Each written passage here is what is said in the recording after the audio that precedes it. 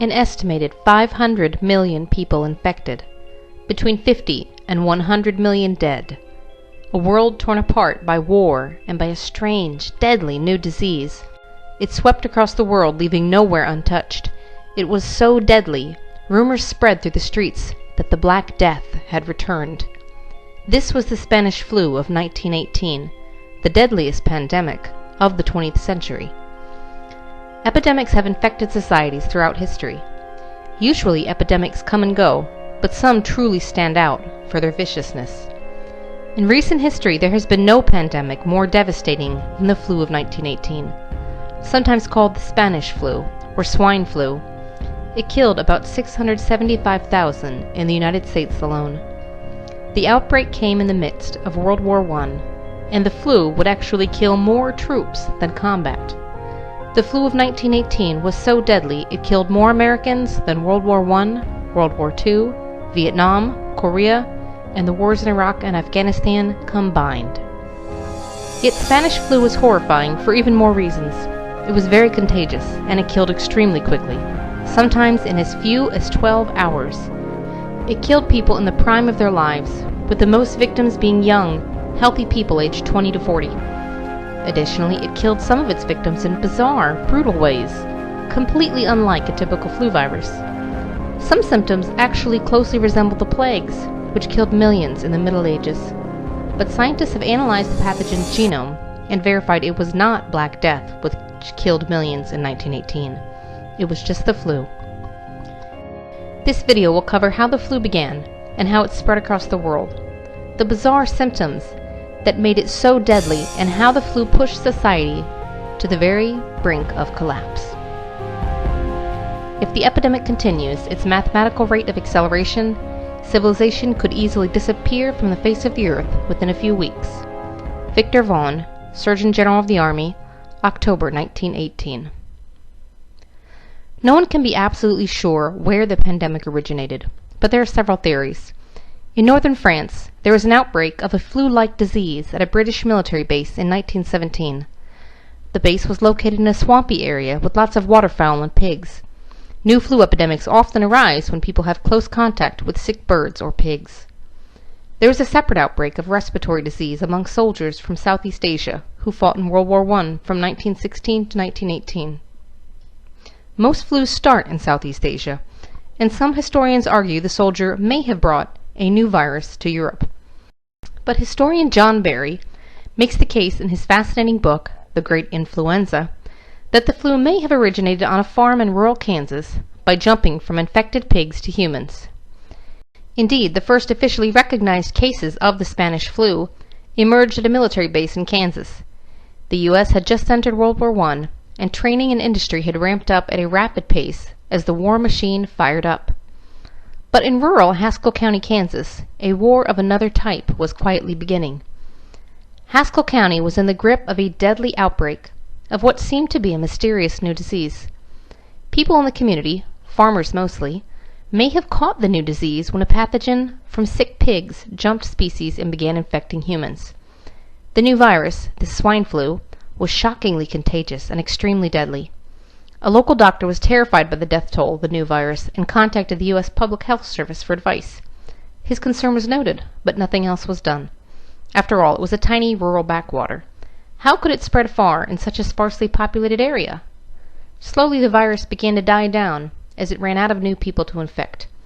Perhaps it would have stopped there had the times been different, but 1918 was the perfect breeding ground for a worldwide pandemic. In early 1918, every military base was teeming with young men training for war.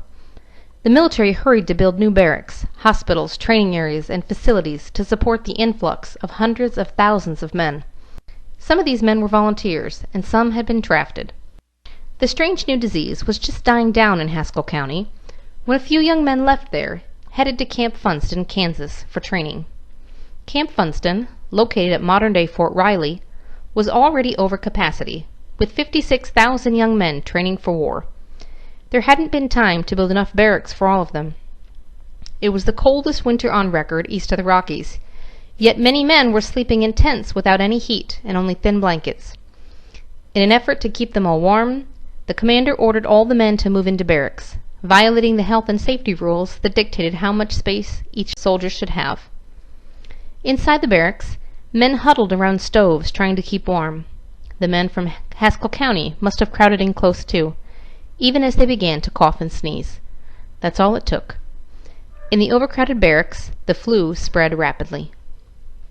It only took 6 days for the outbreak to begin. The men from Haskell County arrived on February 28th. Less than 1 week later, men began flooding into sick call. Within just a few weeks, the flu swept across the base, sickening thousands and killing between 38 and 50. It was a high death rate for the flu, but it was nothing compared to what was coming next. The virus was about to mutate and become much, much worse.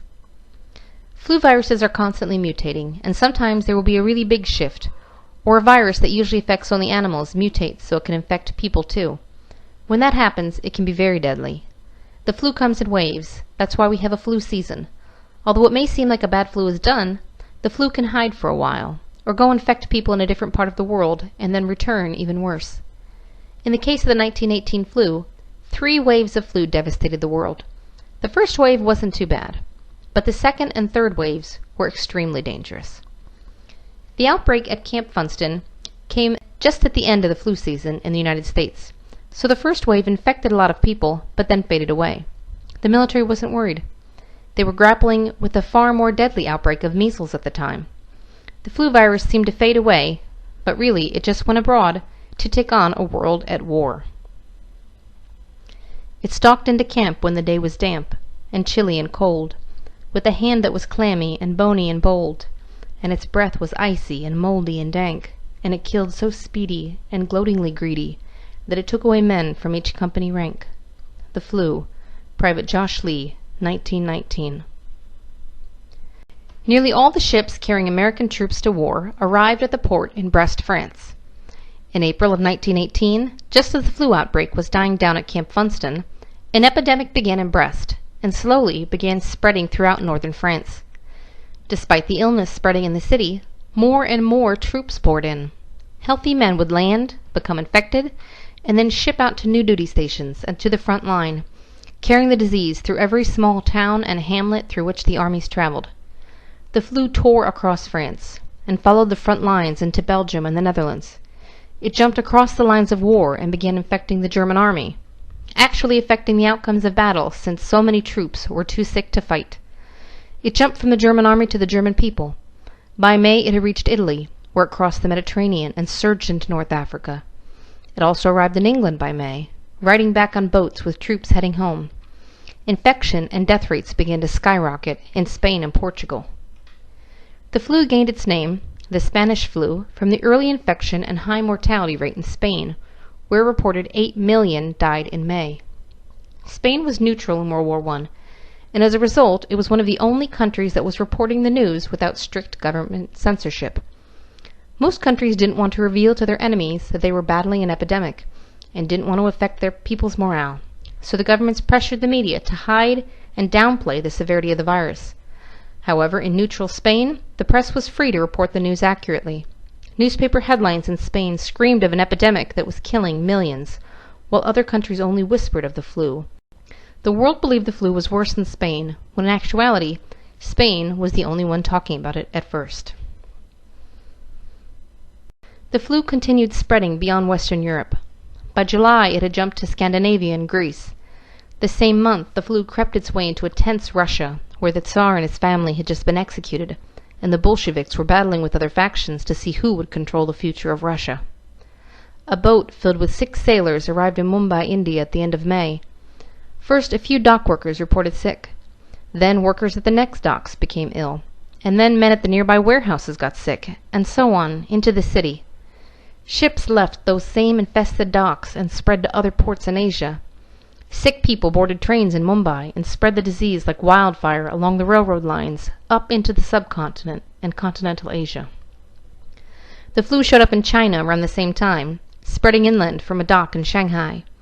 By June it had arrived in Singapore, a world trade hub where the flu infected the dock workers and spread to the local population.